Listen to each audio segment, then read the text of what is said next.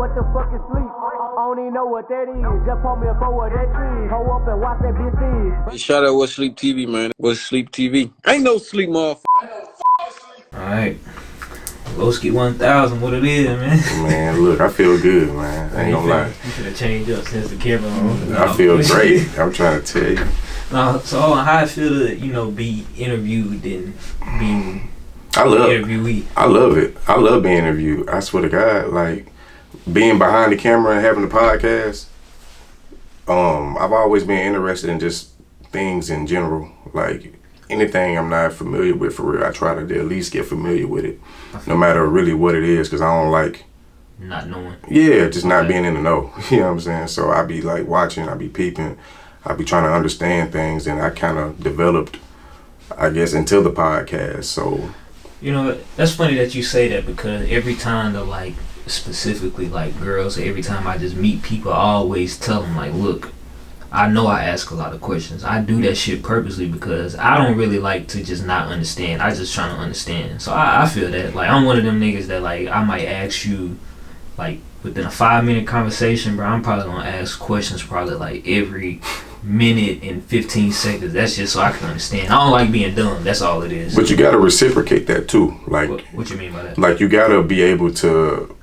If you're asking questions, you gotta be able to answer. Yeah, because some people, they just want to get all up in your business and this, that, and as soon as they get asked a personal question or any type of question that maybe they give, I don't know, short answers, or they're not as detailed, or maybe they don't want to talk about it. It's well, damn, why you want to know and you not giving a little bit back? It's you are protecting yourself, and I'm I'm being vulnerable. You know what I'm saying? In a situation, and some people could feel that's not fair type shit. So I feel that. So I try to be at least fair with. I try to be careful with what I ask, because in those situations, because I know if I get asked the same thing, I'm gonna have to answer it. Just by morally, I will feel like I would have to. I feel that. You know what I'm saying? In those situations, if I'm interviewing somebody, it might be a little different. Just an interview. I'm gonna ask what I feel like is interesting, and we'll go from there.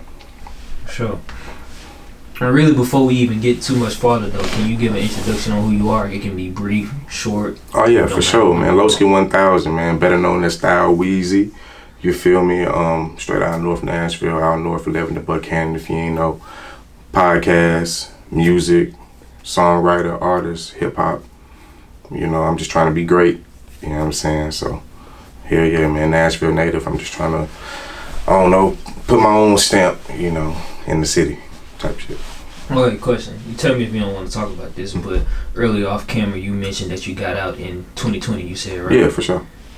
Was that something are you comfortable talking about why you were away for some time? Yeah. So basically, why did you have to spend time away from just life, and how did that affect you to how you are as a person now? Yeah, for sure. In 2016, I was convicted of robbery. It was aggravated robbery at first, and then fought it for a couple years in the county. I had to do 4 years. Thank God I was still here. They ended up sending me on Hardin Place. Had a good lawyer, had a great lawyer. You know what I'm saying? Shout out Mr. David. But I was 21 when I went in. I was 25 when I got out.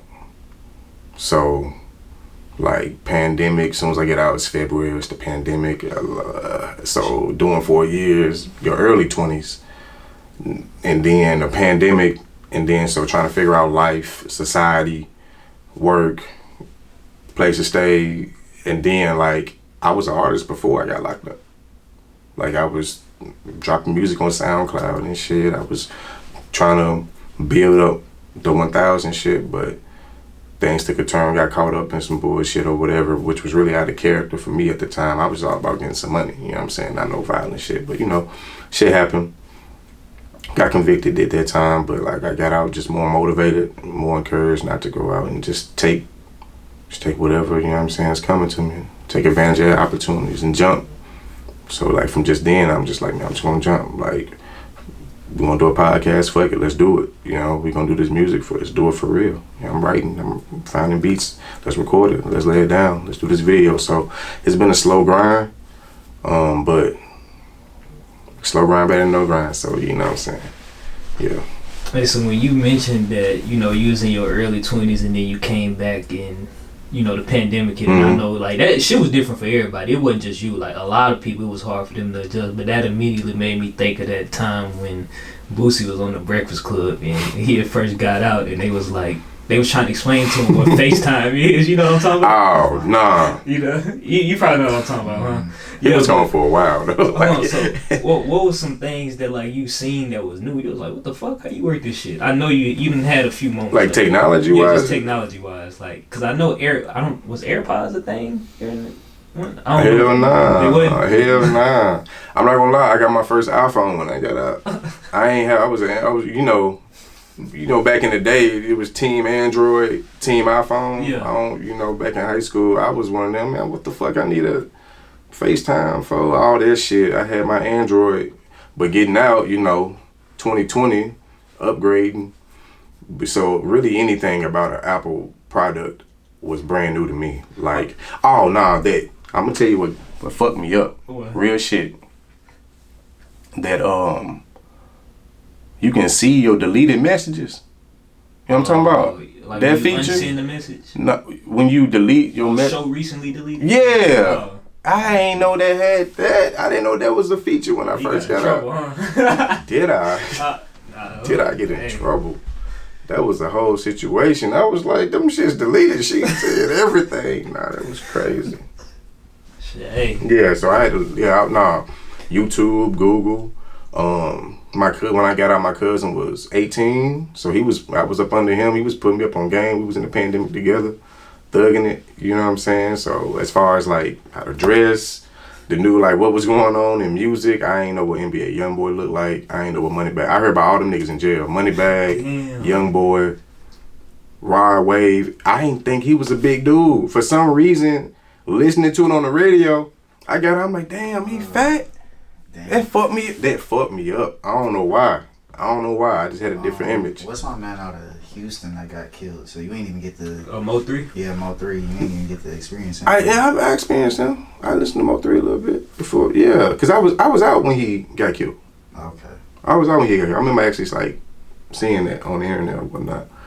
But XXXTentacion, his start and finish, I was incarcerated for.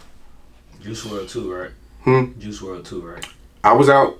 Oh wait, no. Before, I was out for Juice WRLD, but so a lot of like, there was a lot of stuff that was going on like just in the community and society. Like when I got in, Trump just became president. I was incarcerated his whole first term. So he didn't see how things was then. Nah. Hey, look, people is not exaggerating when they say a lot of shit was lit.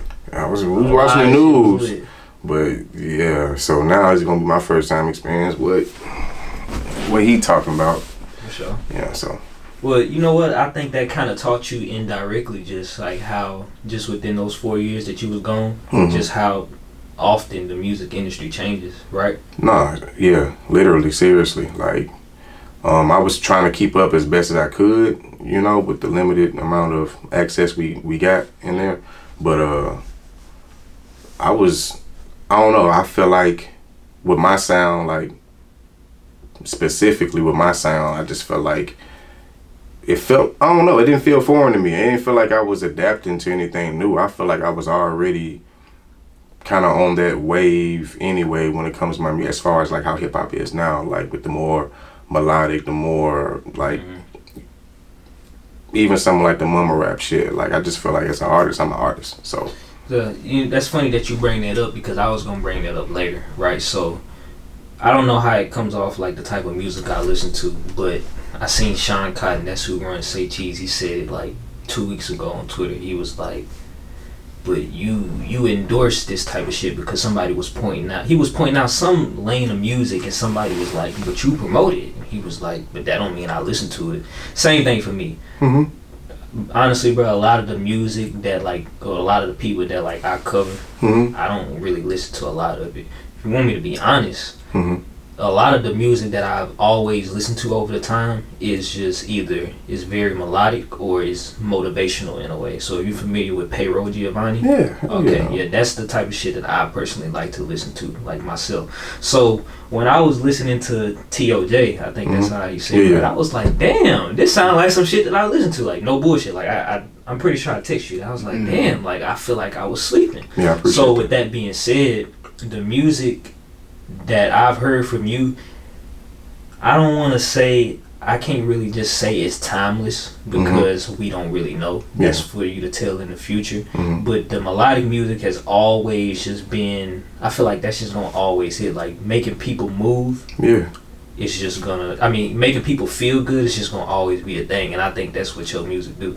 So I think you kind of got that down already. Like as far as like figuring out your sound. Yeah, I appreciate that, man. That's, you hit it on the nail. That's the goal. Like, my cousin asked me one time, what's how would I describe my music in like just a few words, and I was like, money and motivation. Like as far as umbrella terms, you know, money just being like whatever is just living life. You know, being free. You know, having fun, whatever, however you have fun, enjoying your life while we here.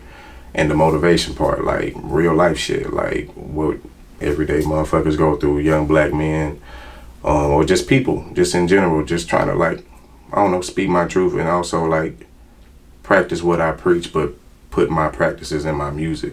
You know what I'm saying? So also a little bit like with that feel good, like too. Oh yeah. I think that's the best music personally. Like I'm the type of nigga, I can listen to some good country at the end of the day if it's good, I swear, because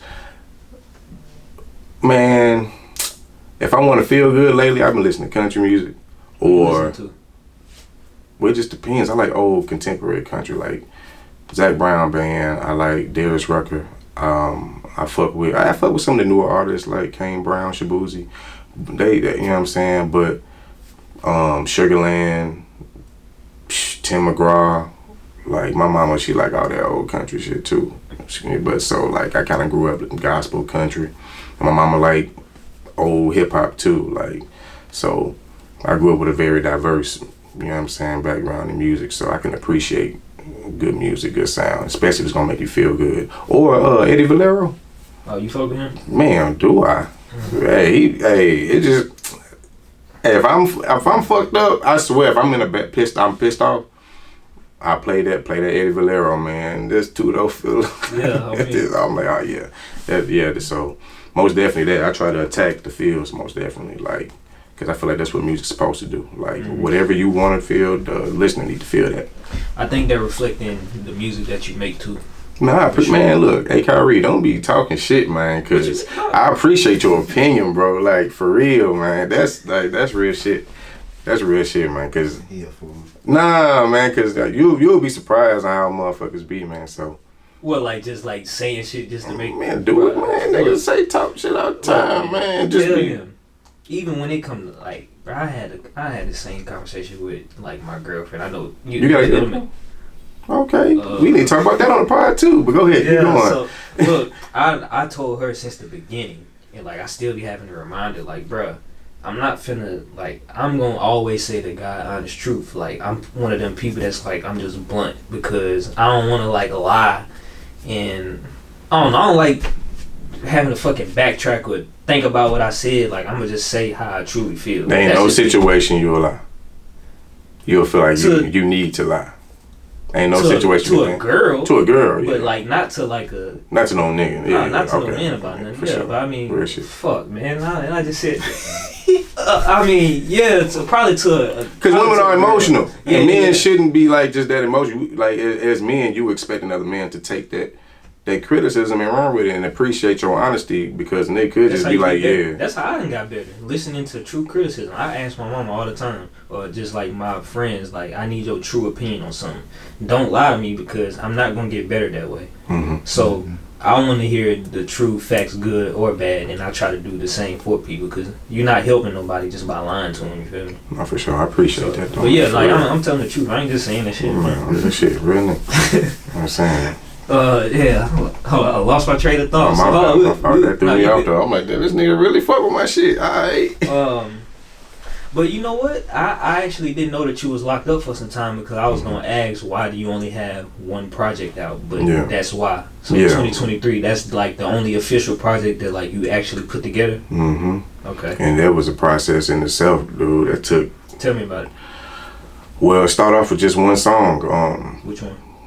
It's the last song on the 1000 Mixtape album that said, well, 1000 Mixtape. Y'all go check that out on all platforms. Loski 1000. The last track on there is called Wait For Me. Right. That's a track that I had wrote when I was incarcerated. I was just trying to find a beat for it.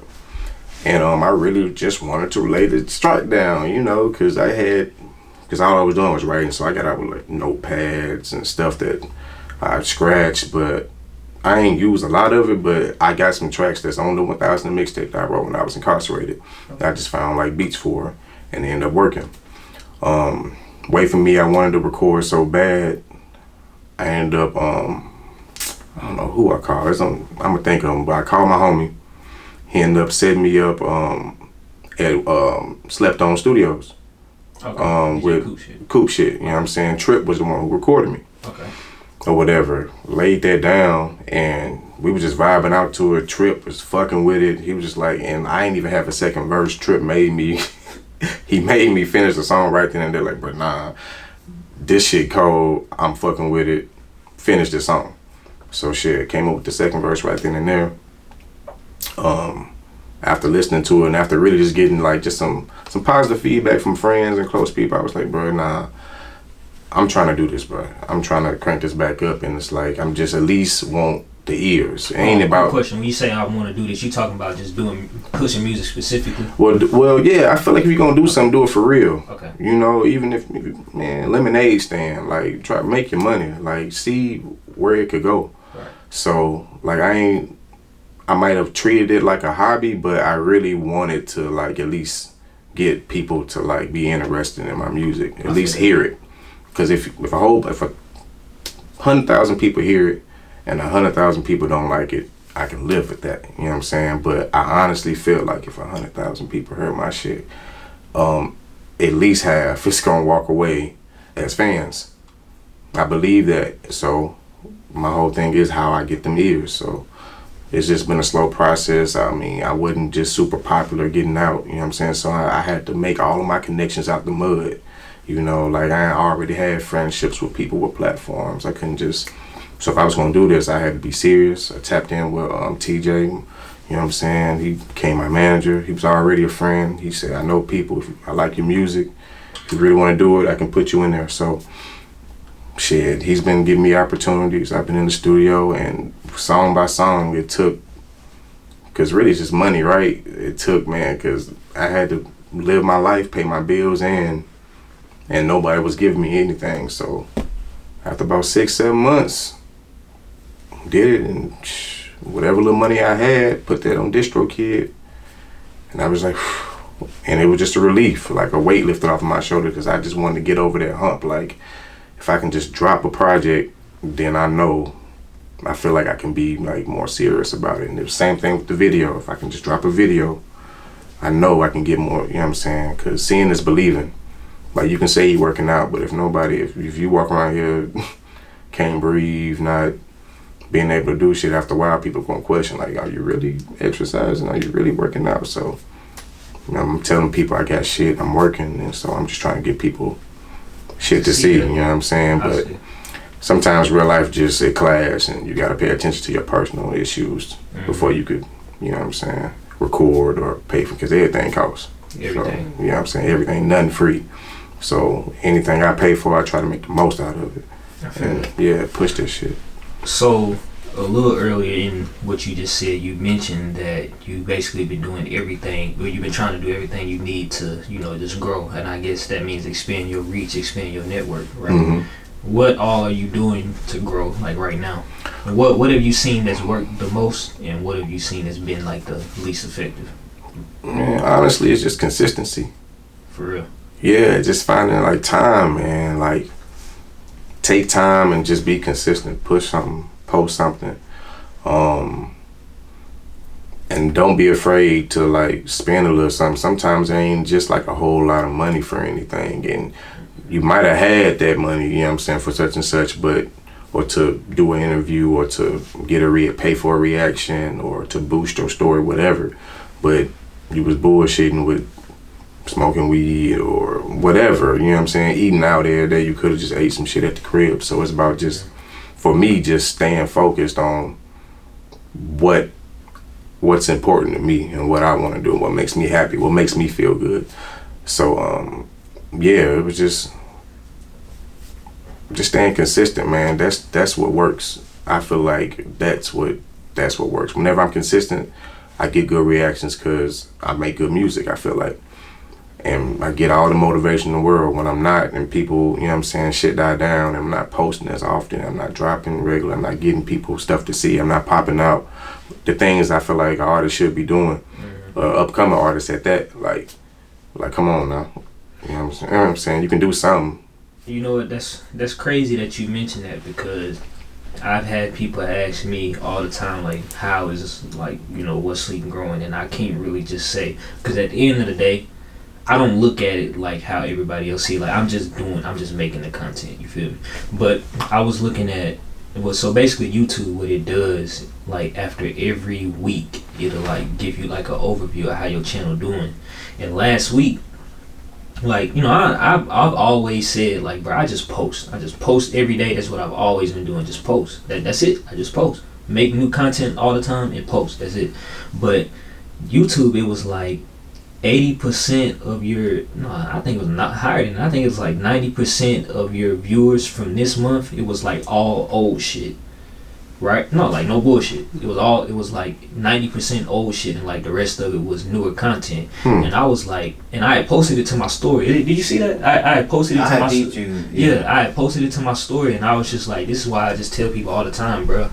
As long as you making good content, I don't worry about like first week views or first day views, because some of my biggest videos, like the Jelly Roll video, the Jelly Roll Struggle Jennings interview, that shit took off like maybe like, I don't know, like 5-6 months after it came out. I was like, damn, okay. Damn. Yeah, so Jelly also hit a whole new level. He did, yeah. He did. And I've always just said, bro, like, just being consistent, like, literally just being consistent. Like, paying attention to views and all that type of shit too much, that shit'll fuck your head up, because you can drop some crazy content. I'm like, you know what? It's probably gonna do 200,000 and shit. It only do 2,000. It don't do 5,000. But ever since, like, I got out of that mindset to just, like, not pay attention to views and just put out good shit, consistently put out good shit, people will eventually catch on. And what you said is facts. Consistency. That's all you gotta keep doing. Make good shit and be consistent with it. That's it. People always ask, what's the key to like content and shit? I swear that's it. But it's that discipline. Like discipline, yeah. And then I've been peeping, I've been noticing, like I got a lot going on in like my regular life, like especially when I try to stay busy, but my personal life, like I gotta be busy anyway. But it's just that knowing that you got more time than you really think. Like, if I can find time to, I don't know, any little stuff, you know what I'm saying? Like, after a long, like, bro, you just, like, what's sleep, bro? You just can't get tired. You know what I'm saying? Like, long days, like, all right, now do what you love to do until you can't, and then wake up and do it again. So, yeah, for sure. So, I'm just trying to, like, just discipline, just stay in that mindset. Like, bro, like, I don't give a fuck if it's 5-10 minutes. Like, let me write a song. Let me call Topper. Let me. Yeah, that's who you record with. Yeah, he recorded my first mixtape. Everything I used, half of it is his beats. So like, yeah, for sure. Topper is one of my main. Well, he is my main guy I go to. Okay, so what do you like doing more? Do you like podcasting more, or doing interviews, or you like expressing yourself through music more? What would you say you like and enjoy more? Because it gotta be one or the other. You gotta like one more or the other. Like for me, I like gaming, bro. Like I love gaming, but I probably think I like doing this more. If I wasn't doing What Sleep, I'd be using my same skills to just put out gaming content, no bullshit. If I'm honestly speaking, probably the podcast. For real. When everything is perfect, like got a good guest, they engaging. We got a good segment, you know what I'm saying, and everybody's bouncing their opinions around, and I feel, I don't know, that just be a great feeling. And then pushing it out, having clips, because everybody like our segment, you know, contrary to popular belief. So it's different as far as in the cities, because not a lot of people got like segments, you know what I'm saying? They got podcasts and everybody just really just be talking they shit or whatever, on whatever topic they talking about. So we wanted a few with a segment, like to get ready for, okay. So, yeah, man, because it's just vibes. Everybody be chilling. We might be smoking on there. We might have a drink, shit. Sometimes we even got food on there. So we just be chilling and be a vibe and making them connections, especially if it's a guest that I'm not familiar with or anybody's not familiar with. So getting to know a new person, it's like a connection damn near for life, because it's like I try to always support them, and usually they support vice versa. Now we done had some dealing with guests, and that's a whole another thing, you know. People act funny, do weird stuff, but you know. So talk about who all on the team and who came up, who kind of came up with the idea to start that. The podcast? Yeah. Well, it's me, myself, homie Cam Drew, homie Youngie Van Gogh. He's featured on the song Tears of Joy, TOJ. Tears of Joy, that's what that stands for. Okay. Yeah, Tears of Joy. And Rodney, he's our videographer. He, him and TJ, they got Burn One podcast. Right. And TJ on that damn near episode now, so he's a part of the family for sure. It started pandemic. Me and my homie Cam, we was just chilling, smoking, brainstorming, because that's what we like to do. Get high and brainstorm, try to, what's the move, what's the play, how we gonna be great, because we po out here. We always having these type of conversations, like a random topic would come up and we'll just dig deep and go in depth about whatever we talking about, anything, religion, sports, family, situations, just whatever. And he really came up with the ideas, like, bro, you ever heard of a podcast? Now I just got out. So at that time I was like, nah, I don't know what the fuck a podcast is. What is that? He was explaining it to me and I didn't get it, so he just had to show me a few, and I was like, okay, so they just talk shit. And at that time, Tory Lanez was going crazy on Instagram Live. Oh, yeah. That shit was turned. So I was keeping up with that already. So I think that may have been his first example, but he was basically like, we can have these same type of discussions on camera. Mm-hmm. And then he brought up Burn One. He was like, Rodney and TJ, you know, friends of ours, they got a podcast they've been doing for a minute, bro. I'm pretty sure they can help us with the idea of how to get started if we really serious. Mm-hmm. So we went through them, asked them their process, then we did our own research, went to a Guitar Center, $1,200 podcast equipment. Damn. It was like a bundle. He put in half, I put in half. On the equipment, it came with a roadcaster, headphones, cord, mic, all that good stuff. We found a platform that we could post and upload, and they'll upload our videos on YouTube, Apple Podcasts, etc. And we really just, honestly, it was just us coming up with an idea and jumping, because I ain't want to just, like, we talking about it, why not do it? The name itself, contrary to the bullshit, I feel like I came up with. Well, they say I came up with it, but I honestly don't even remember. I be talking so much shit. They say I came up with the name, but contrary to the bullshit. It sound about right. Yeah, I could just tell it sound. I'm like, shit, I don't know. But Cam said, you don't remember we was sitting down? I'm like, bro, I be high. It was like, contrary to the bullshit. I was like, that sound hard. So that's the name, but we took the bullshit and just put, BS. Mm-hmm. Make it a little more corporate. Yeah. So it's contrary to the BS podcast. For sure. Or whatever. And we started doing it, linked up with them. We was recording in the basement. Mm-hmm. Recording in the basement. It was all audio. It was us three at a little table in the basement. All audio. And I ain't gonna lie, the first 50 episodes is really like elite audio. I'm trying to tell you. If you're not a audio book person or like to listen to podcasts, I understand. But hey, it's, if you know that stuff, you can tell like it was top tier type shit. Top tier. I'm talking about entertainment. Like for real, like I feel the same way about the Burn One episodes. Like I feel like the audio. Yeah, I feel like the audio only episodes was probably some of like the best episodes. Probably because y'all ain't thinking about how y'all look on camera. Yeah, so most definitely. We was just talking shit. Yeah, most definitely. Just talking shit. But once we upgraded and started like doing the videos and uploading them on YouTube, we ended up buying a banner at first. We ended up coming up with a little logo. Cam came up with it himself. I don't know what app he used, but came up with a little logo, and man, we just really just pushed it to our friends and family. That's how. And then it spread it. And then it just spread it. That's how it worked. So niggas who ain't seen me for years from like high school, niggas who ain't seen social media is exactly that, you know. So people who only like knew me through social media, they got to see my face, got to see me talking, interacting, and see us kick it. And people was appreciating it, and they appreciate the segment. So, yeah, man, that's really how that started, man. Just a couple dudes just jumping at the idea. What's the most memorable segment or episode to you? Off the top of my head, the most memorable? Yeah. Like you enjoyed yourself the most, or like you always relive that moment, anything like that? There's some memorable ones. I'm just talking about like some that was just like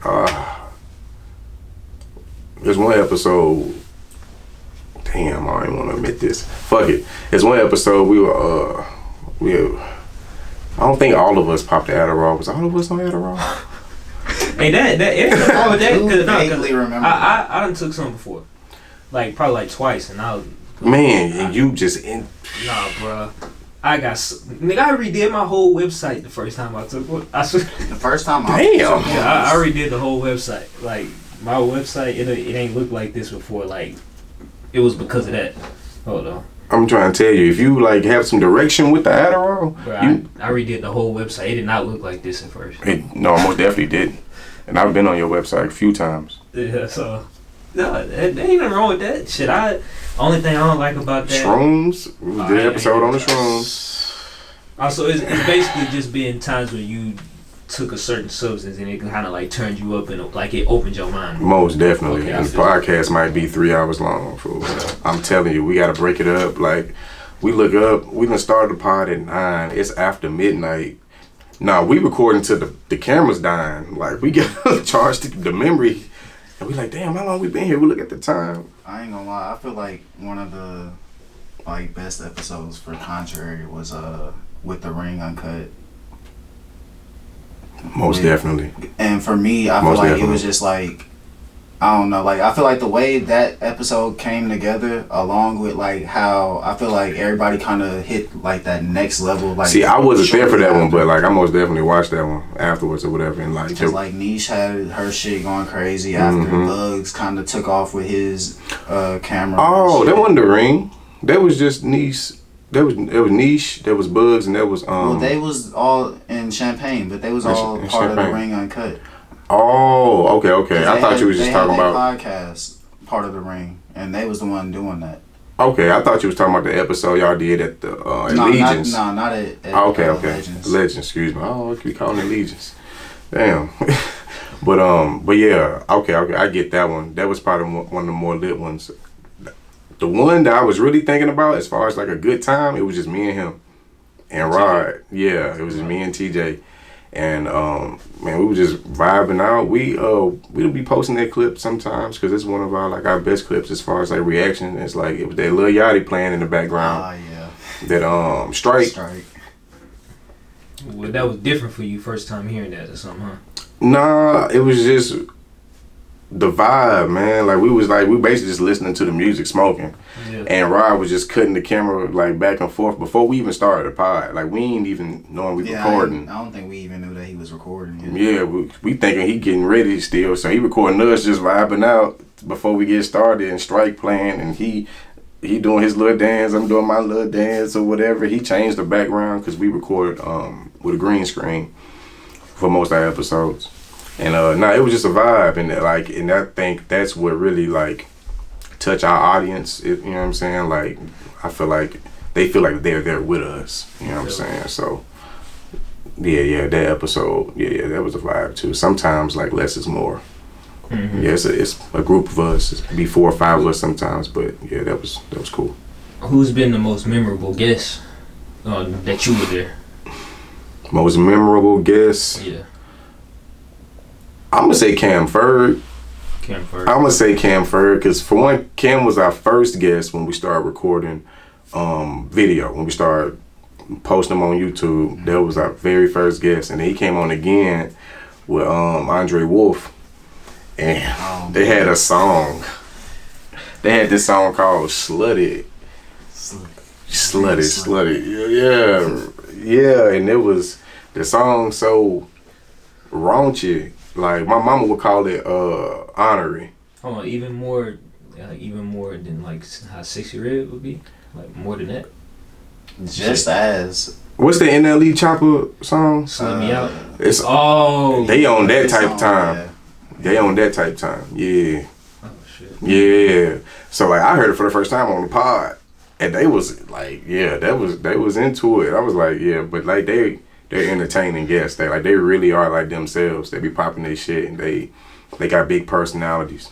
So like, it's always cool. I would say Lotis too. Lotis bring the energy. Yeah, he come in for one. He was like one of our few guests is like on time. Like this nigga was damn near there before us. Like. Fuck, like, you know what I'm saying? And it was all love with Lotis. He showed love from like the get. Like he didn't know us from a can of paint. It was just reaching out, and he was like, yeah, I do it. And I was like, damn. All right, we're gonna do this. You know what I'm saying?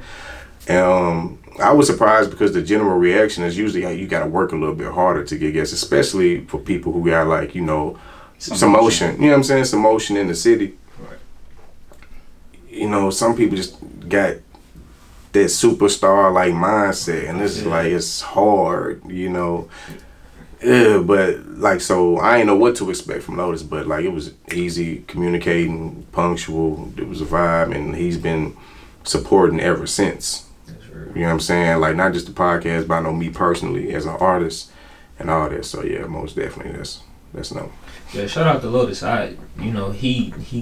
He talked about it in our last interview, but he actually remember when we did that interview in the very, very first spot back in 2019, it said the session room.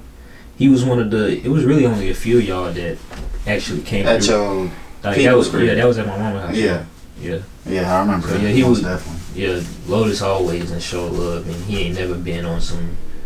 I think he kind of got the same mindset as me. Like, say if I wanted to go around and like I wanted to do a media run, I tell everybody this that does good interviews, right?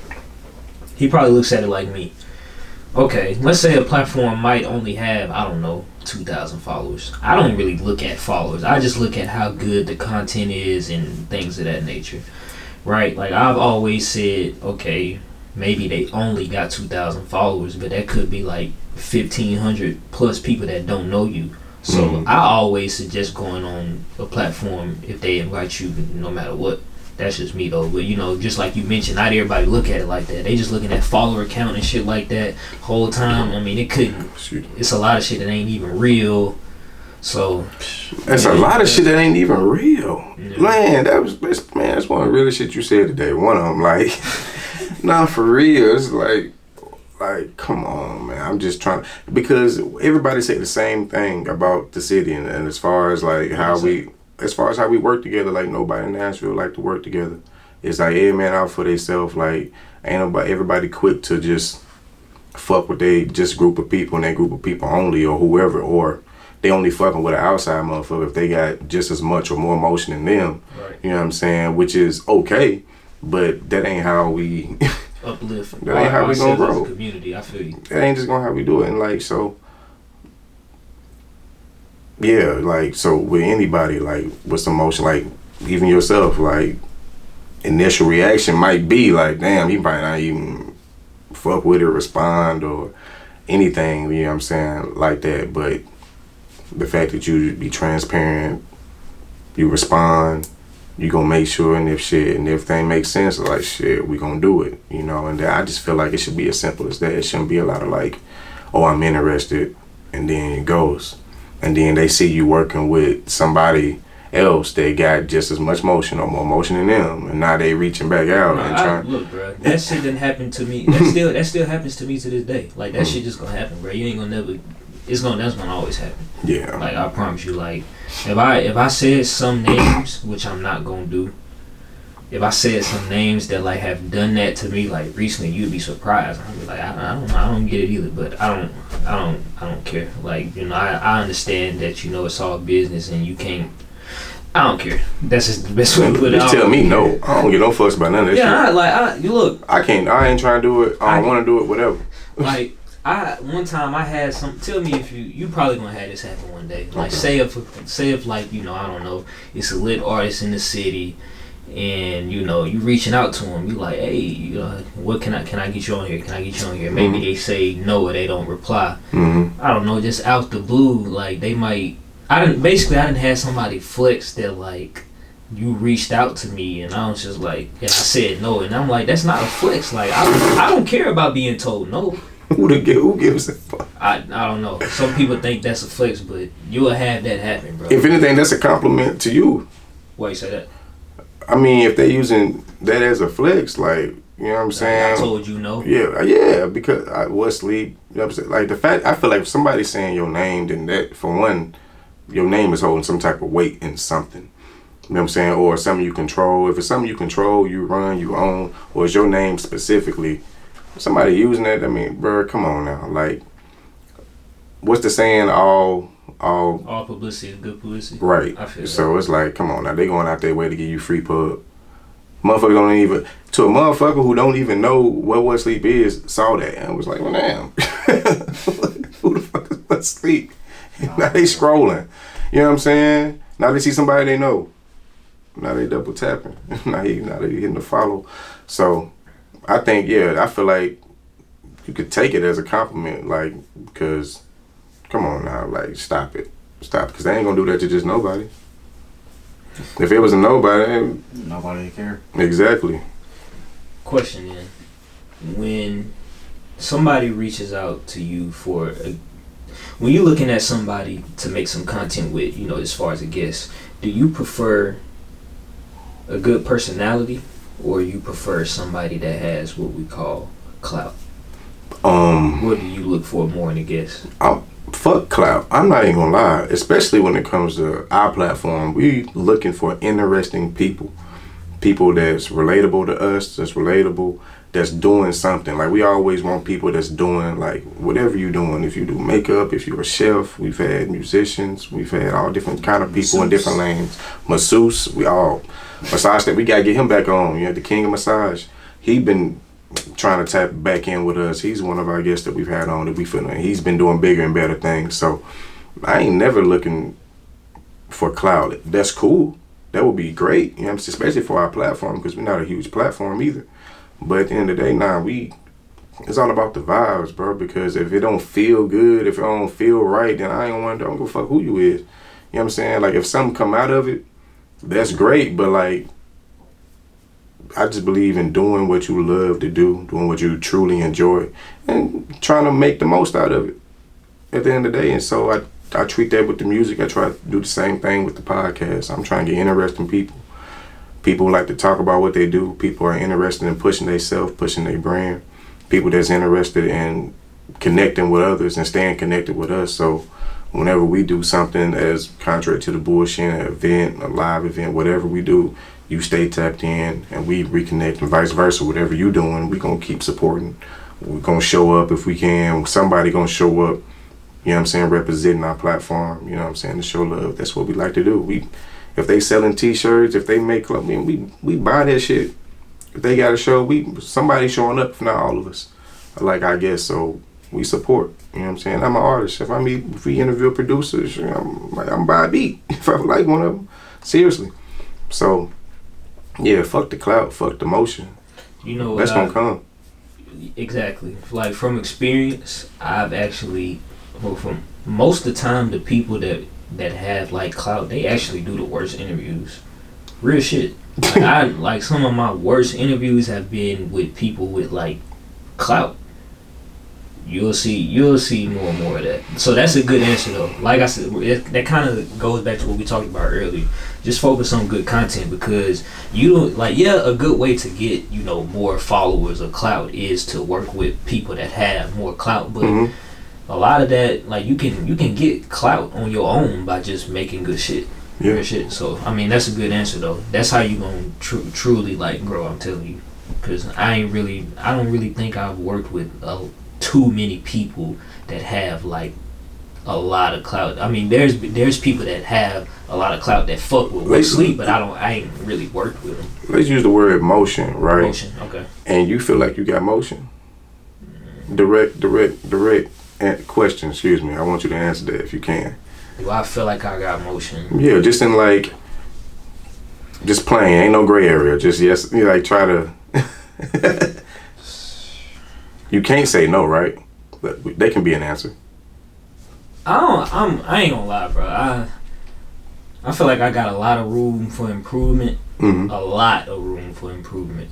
So, I'm gonna say this. I feel like I do have motion for a recovering cancer patient. I say that because a lot of people it takes them years and years and years to come back from what I had to. But for I guess you could say for the average person, I would say no. I think I got a lot of work to do. That's what I'm gonna say. See, that's why I fuck with this young nigga right here. Yeah. Humble. You got plenty of motion. I'm gonna tell you that now. Well, I appreciate it. And you don't gotta put the prerequisite of. You can put somebody in the room with somebody and get them connected and make. Just on some general shit, you know people who could put other people in position. He can put. You can put people in position. He can put people in position. You could put people in position then, basically. Are you asking me or are you telling me? No, I'm asking. I'm telling you. I'm asking. He's telling. Are you able right now and capable of putting somebody in position? Yeah, I feel like I am. Yeah. Okay. See. Me personally, I would consider that motion, right? Okay. So with that being said, it's damn, creating your own motion from scratch, that got to be the hardest thing. So now that I feel like at least that you got some motion, do you really use you know what I'm saying? You're hey, put people in position just because you can. Okay. I think because you got motion, so it's but the way you got it, I feel like at least it's just perception. I feel like you did it what I would consider the right way. You know what I'm saying? Or at least because ain't nothing wrong with having cause a friend. Yeah, ain't nothing wrong with that. If you know somebody, use your resources, right? I see what you're saying. So but now it's damn, you've gotten to the point where now you you are a resource, and you really self-made for real. Okay. I think I can see how to answer your question. So that's funny that you say that because I told myself next year is when I want to start managing artists, specifically maybe producers, because I think I have built up the platform to the point where it's okay, I can do this and you should get this out of it and so on and so forth. Mm-hmm. So I think I can, but over time it's going to be easier, but as of right now it's not going to be that easy. And I say that because I've always believed in you got to help yourself first before you help other people. I didn't put myself in holes helping other people, and I'm why the fuck I do that? So I really had to stop doing that for a long time to help myself grow. I got and Payroll Giovanni to talk about that a lot too. Damn, you probably lost some friends doing that. Yeah. Because personally, it's crazy, bro. I literally had to change my mindset from exactly that. I've helped enough, you know what I'm saying? At what point do you stop slowing down, you know what I'm saying? Because at the end of the day, if you're not good, then how can you help? You can't help nobody else. You can't help nobody. So you gotta I'm probably what you consider selfish, to be honest. Now, now versus maybe 3-4 years ago, maybe besides my girl and shit like that, and women in my life. But when it comes to because it's linked to all the other shit. Honestly, I don't know. I think I should. You let me know what I need to do. I think I just need to come onto the platform because a lot of it comes from when I was down and I was fucked up, I was still helping people. Like, I don't care how much people think I have. Like, people, I don't know, I guess people think I just have a lot when I don't think I do. I just don't have a lot of vices. Yeah. So it's easy for me to stack small amounts of money if I get different small amounts of money from different places. But I had people that I looked at as friends asking me for help when I was down bad on chemotherapy, couldn't work, and that turned me away from a lot of people, to be honest. Like, damn. Yeah, so damn. I'm probably what you would consider a selfish person now, but I ain't always been like that. It's from past situations. Besides, like, my women. Like, I don't know if I would even call that selfish, though. Because just like what you was describing, I don't know if I would call it selfish, but I'm sure it's another word for it for sure, but I don't think selfish would be the word. Because, I mean, you got to look out for self first. Like, yeah, exactly. So everybody don't get that. I mean, did that kind of answer your question, though? No, I most definitely did. Okay, Most definitely did. You know what I'm saying?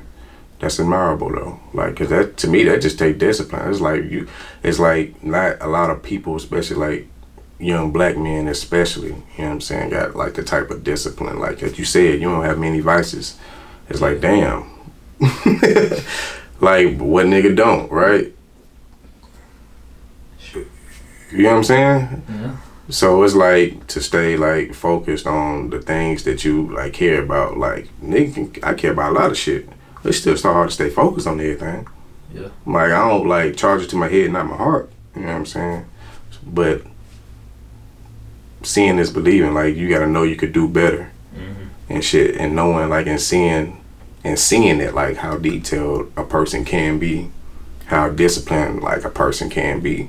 You know what I'm saying? Like, I tell my kids all the time, like, man, like, you looking at this man flying the airplane, that's a person. You a person. If you want to learn how to do that, you could do that. Like, it's possible, you know what I'm saying? The sacrifices gonna have to be made, but that's life. You know what I'm saying? So it's sometimes, like, you need to hear something or even see something, like, that you already, like, know or even familiar with to, like, you know, it's kind of like a knock on the head. It's like a reminder, like, bro, come on now. Like, quit bullshitting, you know what I'm saying? Yeah, like, I fuck with Kyree, that's why I appreciate it. And I don't mean to try to, like, divert it to... I ain't... See, I don't, like, the more... it sounds like I just need to come and get interviewed by you. I don't want to make the interview about myself. Yeah, I'm sorry. I'm just interested. You know, I told you before, man, I get interested when I hear about shit like it, because that shit inspirational too, man. And I think it's shit, and especially if I can personally, like, relate to it. Yeah. You know what I'm saying? I just feel like I can personally relate to that type of shit. Yeah. So, Mayr, though. Cuz? you said you think y'all cousins. Yeah, I believe we are. Why do you believe y'all cousins? Man, it was a family reunion. I can't remember where it was at, but one of our family reunions, I want to say it was about a year ago. Yeah, and it's crazy. I was familiar with the Mayr because he was always talking shit on Wood Sleep. Yeah. So, and he got like a distinct look. Like you see him, you gonna and voice too. And voice, like this him or whatever. So it was like, you know, picnic tables outside, family reunion type vibes. And I was just going around, you know, hugging my aunties, my grandmama. I see him just sitting down beside some lady. I ain't know. Yeah, just being regular, talking and chilling. Eating food, and I just went over to him. I'm like, bro, the Mayr. He was like, huh? I was like, bro, I be seeing your interviews or whatever on Wesley. You be talking your shit, da da da.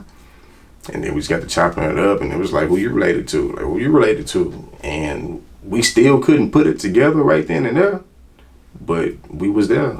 So I just started calling him cuz. And then look, ever since then we followed each other on social media. When I drop, he repost, he comment, you know, cuz. So it's just like, man, we cousins. That's funny. That's my cousin. Until he, you know, do some like shit that got everybody upset. What you talking about? Then I might not claim him. Oh, okay. Yeah. When he got the internet, like, like, damn. The next time me and him have a sit down, he probably gonna do that though. For real. Every time we do an interview, he say some crazy shit. Like I remember, I posted a clip of him talking about Charleston White, like, because a lot of people were saying, nigga, you don't want to be Charleston White. He said something like, well, I'm giving niggas advice and blah blah blah, and nigga, my eyeball is intact. So, yeah, dude, just crazy, bro. Hey, go viral, cuz. And look, I just feel like, and honestly, it's really just trying to stay connected with people, man. Networking. I saw an opportunity to network. Like you said, I do music. I got a pod. So once I recognize the face, especially on the internet, I'm like, oh yeah, what's up, cuz? And now we cousins, man. So shit, as long as he keeps supporting, and that ever since then he did that shit with Megan Berry. Oh, yeah, they did the Megan Berry interview. I was like, he be keeping his content up, dropping music or whatnot. So it's just like another connection, and it's all love. So I'm just trying to just build as many connections as possible because, like I said earlier, because Nashville ain't really intact in the urban culture and our culture in the hip hop community. I'm trying to just finesse my way and kind of, you know what I'm saying? Like, fuck it, bro. Like, make our own little conglomerate by manipulating situations. Like, shit, if I get enough people just fuck with me, maybe I can put people in the same room. I feel that. I don't know. Maybe it's crazy. Maybe it don't make no sense, but I don't know. Niggas gotta do something. I ain't fucked up with nothing. I ain't beefing with nobody. I ain't mad at nobody. We could work. If I don't think it could work, come on the pod. We ain't gotta do music together. You know what I'm saying? Whatever, but come on now, we got too much to offer. We too talented to just take all our talents and just go elsewhere with it because there's so much hate. You know what I'm saying? I would hate to have to do that. You know what? You know what I'm saying? I would hate to have to do that, but hey. So yeah, I feel you done mentioned this a few times, right? Are you familiar with Ricky's World, Ricky Robinson? Yeah. Okay, so yeah. So he posted a clip one time. He basically said that a lot of I hope I'm quoting him right. I hope I'm not quoting the wrong person. I apologize if I am, but I'm pretty sure it was Ricky Robinson. He basically was like, he keeps seeing this talk about Nashville not working together, and he's just like, he basically pointed out a bunch of examples, like this person working with that person, this person working with that person. He was like, I don't see that no more. Why do you say that Nashville ain't working together? Because I'm gonna keep it real. What I've seen over the years, like how I've seen Nashville change, I think that narrative that like we don't work together no more. Yeah, there's probably certain groups of people that don't, but really, I ain't gonna lie. In general, I think like 80% of people like they work together. I think, but that's from my perspective. Tell me why you say it's the opposite of your perspective. I can agree with part of that. I feel like just from my perspective, it seems like people only willing to work with certain groups, with certain people. If it benefits them. Okay. You know what I'm saying? As long as it benefits me in a certain type of way. You know what I'm saying? It ain't like, hey bro, I'm doing this whatever show. I know you trying to get your shit. I fuck with your shit. Come on with me because I'm, you know what I'm saying? Or I'm in the studio, bro. I know you ain't had you've been struggling with shit, studio time, studio money. Come on, I'm not talking about just necessarily just like working together and doing something. Cause honestly, like it's gotten way better. Like as far as how it used to be, it's gotten much better. But I just want to see us just be more consistent with it and real deal. Like if it's like an opportunity out there, I just want motherfuckers to just jump at it and help out the next person because collabing ain't just enough. Like we ain't gotta collab on a specific thing. Like that'd be great, but like actually help, like put motherfuckers on game. Like how you put us on game before we started recording on. Just basically how to like build ourselves. Like this is what y'all can do to help, you know what I'm saying, yourself. And that like nigga, you could charge us for that. You ain't have to do that. Like, you know what I'm saying? What they say don't cost nothing to be real, but you don't gain nothing from being real either. You know what I'm saying? But that's the problem. Everybody wanna gain something. I know people who love to work with me or whatever, or motherfuckers I know personally, like friends, but it's only gonna be like certain situations. Like even if it's like an IOU situation, like they ain't even gonna do that. Like it's always like I don't mind. I understand. You gotta pay what you weigh. Everything costs. Ain't nobody gonna give you nothing for free. At the same time, I think there's just certain situations where okay, if you can't do one thing, then you can do another. Like, you know what I'm saying? Like, hey, I can't do this, but I can point you in this direction, or I can do this. I don't know.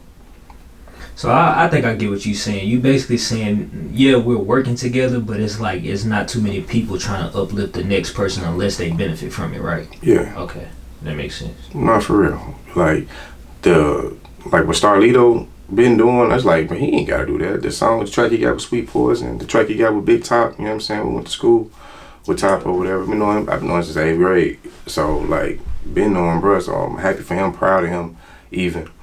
So like, them things that like, since I've been in Nashville, I ain't seen just Starlito just go out his way a lot to help, like, just be on the track with an artist that's not already in his like circle or like people, like his friends, his homies or whatever. But just, I ain't never knocked him for it, but it was just like, damn.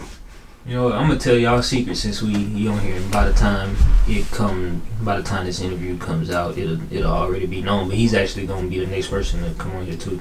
So that's crazy that you say that. He has been doing a lot to uplift more people. Yeah, it's like something like, I don't know what clicked around, Yeah, like, but he's going out his way more. Yeah, I feel like just in general, I think something must have got him just, you feel me, got his juices back for him, because like he hadn't even, he hadn't even really been putting out a lot of music lately until he dropped it. I mean, I'm saying like before, you know, true. this recent run, because like, you know, he been on a whole lot of podcasts, and like he been on Raw Room, Big Facts, a couple other podcasts that I had seen him on, and it's just like, you know, being a nigga that's from Nashville, like we typically don't see Lito out like that. Like, and even just like being out in the city, like I went to the Big 3 game. Lito was sitting a couple rows behind me. I see Lito out for some reason. I mean, I see Lito out.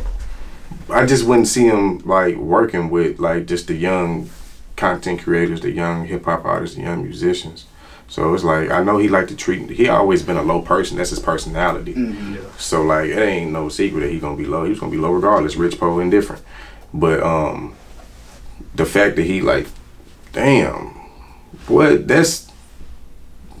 he a legend in my eyes. Like, me too. Living, walking, talking legend. It's like, I can't wait. And you a great interviewer, so I can't wait to see that and see the turnout, how that's going. Because I know you're gonna get him to talk. You know what I'm saying? Well, I feel like you're gonna know what to ask. That's well, you know what I've always said since I started though, because I've been trying to get a Starlito interview since I started. Like, that's probably like 20 messages of me reaching out to him. Damn. You feel me? So I'm glad that it's happening. But I've always said, like, I think anybody from Nashville that actually grew up listening to his music like 10 years plus, which we both have, we'll know more and we'll be able to ask him more versus the people that knew about him when, you know, he became Starlito versus the people that knew him when he was All-Star, Cashville Prince, and Lil Boosie out was going crazy, shit like that. You know what I'm saying? Yeah, man. That's lit. That's lit. So, yeah, I honestly, if I'm like being honest, as far as right now, I can't complain about as far as people, our artists or our content creators, our community working together. I can't complain about it, but we could do better. And I feel like it'd get better. What do you think? Tell the camera what you think we could do better then, since you're saying we can't do better. What do you think we could do better, like right now? Right now. And you speaking to the content creators, right? Yeah. Okay. For sure. Right now, as content creators, we could do better with reaching out to one another, to reposting each other's stuff, to liking and commenting each other's stuff, to actually engaging with one another. You know what I'm saying? Like, let's stop acting like we don't see the next motherfucker doing something. You know what I'm saying? Or instead of reaching out or trying to work or uplift or try to build or try to help or whatever, we trying to, I don't know, bite or take some ideas from this small platform, put on ours or whatever. Ain't nothing wrong with that. But at the end of the day, we all trying to grow. And if we really want everybody to succeed or the city to succeed, or even yourself, like, it's gonna take a village, man. It's gonna take everybody. But if we come in together and it's like a little Nashville fucking army, whatever you want to call it, like come on now. Like, it can, just consistency. It ain't gotta be one big ass event, everybody, but just reach out, like, comment. If you fuck with it, fuck with it. If somebody send you something trying to work with you, like, at least reply with a damn fucking invoice or something. You know what I mean? Like, you ain't gotta ignore.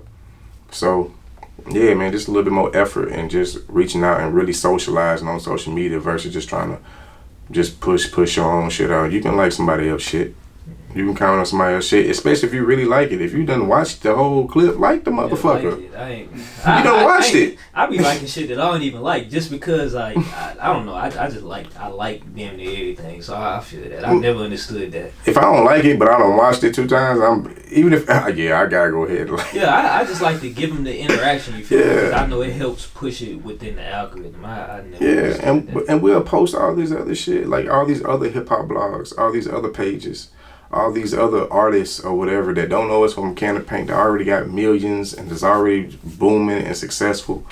It's like, come on now, and I'm trying to practice what I preach. You know what I'm saying? Like, I try to do my best, especially the connections I made, even connections I ain't made, to go out my way. If I really like something, I'm gonna like it. If I want to work with somebody, I'm gonna reach out and we gonna work it out. If possible. If not, I ain't tripping about that shit. We moving on. We trying to be great around here. So I want to ask, as far as music, what's in store for you now?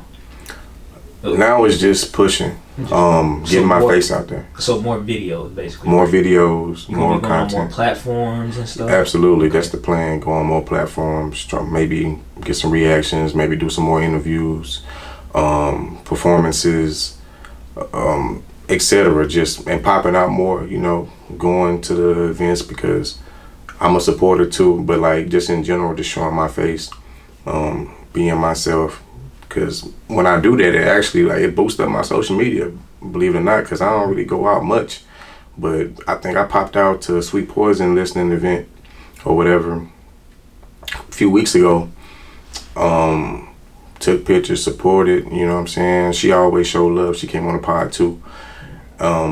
And after that, like, my profile was going up. I was getting likes. I was getting some follows and et cetera, et cetera. So it's just all about just the imagery now. Like, I know if I got good music and I believe it, like, I got to get people to listen to it. Mm-hmm. So, like, the best way I feel I can do that is just be out there, just marketing, advertising, promotion, and pushing.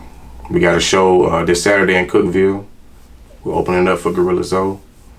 I think we got like a 20-minute set. Something like that. 20 or 30. Something like that. I got a show list and we gonna rock out. We gonna rock out in Cookeville. For the people that want to come on to your platform, what do they need to do? And if you were to turn somebody away, why would you turn somebody away from coming onto your platform, if you would? First of all, just give us a DM, contrary to the BS. On just Instagram? It's Instagram right now. Okay. We contrary to the BS on YouTube as well, but we respond on Instagram. So follow us on Instagram, shoot us a DM. We gonna respond, promise you. We don't turn nobody away as long as you got something going on. But if you don't got nothing going on, like, we don't mind having just people on there as guests. Like, just like, hey, this such and such, they could just to talk and interact with us for the day. We won't interview them. They'll literally be a part of our podcast. You know what I'm saying? So, like, depending on, like, that person, if they really interested, shit, come on. It's usually somebody we know, like a friend or something. But we would turn you away if you just, you know, we don't do no, we Christian folk. So any like demonic or satanic or witch ritual, we try to stay away from, like, you know. Whatever happened to the witch that was supposed to come on? She never responded. We was gonna have a witch on there, but she was considered herself a good witch. Look, that's a whole nother story. Yeah. I was trying to get a witch on there. She was a self-proclaimed witch, but she was a self-proclaimed good witch. And I ain't never met a witch before. And yeah, she got like pregnant, but she was talking about all the witches. She said Erykah Badu a witch and Beyonce a witch. I said she gotta come talk about this shit. Hey, no, that do sound like some good Yeah, come on now. Like, I was trying to get them guests on there, but like that never, man. I don't know. She kept like rescheduling and and I got tired eventually, like, bro. But yeah, we think 3 different times we tried to reschedule with her. No, you know what? Talk about this, because I need to talk about this on my platform, right? There's been so many times where, like, you know, That's why I tell you I appreciate y'all for y'all time, because there will be times like a recent artist from not even from here. I'm not gonna say a name. I'm just gonna use it as an example. Hit me up last minute, like, hey, I'm here, and you know, most times I'm not gonna be able to do it because you know I'm always trying to work and find something to do, right? But talk about how when you know you take time out to, you know, make some content with somebody and they reschedule last minute and it probably make you not want to do it, or especially if they do it multiple times, so you just be like, bro, I'm not working with you. Have you had that happen? Yeah, absolutely. Like, because look, I had that happen a lot. I had it happen a lot, and people will say, that's what I'm saying, bro, I need to do an interview or something, because people will say, man, this nigga Hollywood, he don't want to work with nobody, when it's just, bro, I took time out twice or 3 times already, and you not showing up. Like, of course, I'm not finna. I can't trust your word. I don't want to do it. People gotta take themselves seriously, and like, if you want to be taken seriously, it's like it's a few things you gotta be, and it's like you gotta be able to communicate, and you gotta be punctual. You know what I'm saying? Like, if you're not punctual, you gotta communicate. If you're not gonna communicate, you gotta at least be punctual. Like, he ain't said nothing to me all day, but he showed up right on time. Okay, he gonna be late, but he's communicating that. Yeah, you know what I'm saying? Shit happens. I ain't never tripping. If shit happens, shit happens. But like the flaking out and like last minute shit. Last minute shit. Me so mad, bro. Last minute shit is what really just destroys a lot of our people, bro. Like, like, dude, like just do what you say you're gonna do. Like, especially if you going out, especially if you really would do it. You know what I'm saying? Like, most of the times that happens, I'm already ready. Like, because if I try to learn my lesson once, I do my best at that. I don't want to make the same mistake twice the same way. Right. You know, if that makes sense. Like, if I'm gonna make the same mistake, I tried a different way and it still didn't work. You know what I'm saying? Yeah. But I ain't do the same exact thing. So I try to learn from all that. So after that happened the first time, it's like you gotta, not content. It's like, damn, what y'all gonna do? Like, now you gotta take out that whole part. You know what I'm saying? Because y'all can't interview the guests no more. Everybody there ready for the interview. We got the content. We got the questions. We know how it's going to generally go, even though we kind of freestyle. But we have still, like, structure in our podcast. So, like, I think it's inconsiderate as hell. And I think it's really selfish and unfair. Everybody just think about themselves. It's all about I and me and what you, like, bro, other people got lives too, bro. Your excuses ain't different from this person's. So at least you can do is communicate that shit, but move the fuck around. You know what I'm saying? Because niggas ain't got time. Like you said, you're always trying to stay busy and do something, right? Because that's how you get to where you trying to go. So anybody from last minute, and even if I did have time, I'm finna make some time doing something else, because, like, I think that's just disrespectful. You know what I'm saying? Shit happens, but nah, they're flaking out. You losing the friendship. Now, we can be cool. I can be cordial, but now I'm not gonna want to do business with you, right? Because I'm gonna feel like you gonna fuck on my business, and it's like, yeah, like, I can't have my name attached to bad business. I'd rather not. And I've already done that before. Literally, like, went from having a smooth relationship. I'm saying, I tell you, with my producer, with Topper, we still got a smooth relationship. That's my nigga. But man, trying to work with this artist. Been trying to do this song forever. I'm like, told me how much it was. I got the paper for it. I got the cash app. I'm ready. I'm like, all right, whatever. This the day we going. This the time. You give me your schedule. All right, bet. We working with your schedule. Something come up. All right, a week later, something come up. But this different with me. I'm pressing the issue more than I normally would, because I really think this person will kill this track, and I hear it, and I want this song to be complete, and right now I have no alternatives. But after flaking twice, my producer like, bro, I'm gonna need a down payment. I'm gonna need a deposit, excuse me. It's like, damn, I ain't never have to do that. Now you messing up my relationship, especially when you just like, come on now. So yeah, like, after one time, it's just like, now you gotta like jump a hurdle to get my attention again. Now I might make it a little hard on you, like a down payment or something, deposit or something, but it's gonna be more on my terms, some type of tax on that shit, because you played. instead of just communicating with me. We could have worked something out. Man, just be great. As far as I just want to motivate everybody to keep doing what they love to do. Don't stop, whatever that is. Keep doing what you love to do. Tap in to Loski 1000, you know what I'm saying? Thou_Weezy, that's THOW_WEEZY on all platforms. Loski 1000 on YouTube. TOJ, Tears of Joy is out, is everywhere. Hey, we in Cookville, this November 16th, Saturday, turn up for Gorilla Zoe and them. We coming back with another video in December. Man, we pushing, we working. 1000 the movement, that's the label. Loski 1000 here, man. What sleep? What you talking about?